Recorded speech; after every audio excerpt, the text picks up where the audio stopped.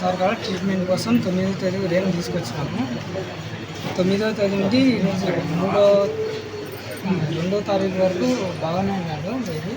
నాకు 3 రోజుల నుండి సార్ నాకు ఇబ్బంది ఉంది అని చెప్తుంటే 3 రోజుల నుండి ఫీజు అయితే తీసుకోలేదు.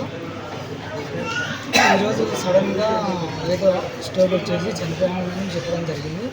పొద్దున 6:30 చీకట్లో 3:30 నుండి వెంటిలేటర్ మీద పెట్టి చెక్ చేస్తామని చూసినారు. మేము చనిపోయాడని చెప్పాము. డాక్టర్ల నిర్లక్ష్యం అని చెప్పేసి ఇప్పటివరకు మీరు మాట్లాడారు కదా, అదైతే మేము డాక్టర్లు అయితే 20 చూసినారు. నిన్న కానీ మేము చూసినాం బాగానే ఉన్నాం. సడన్గా ఏం జరిగిందో తెలియదు. పొద్దు నుంచి గొడవ పడుతున్నారు కదా, ఏం దాని గురించి? వాళ్ళు ఆడలేదో తెలియక మాట్లాడినారు. మేమైతే కొంచెం కోలుకోలేక ఇట్లా చనిపోయినాడు.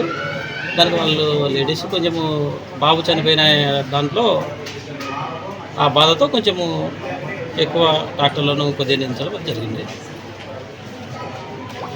వైద్యం సరిగ్గా చేయలేదని చెప్పేసి ఆరోపించారు కదా.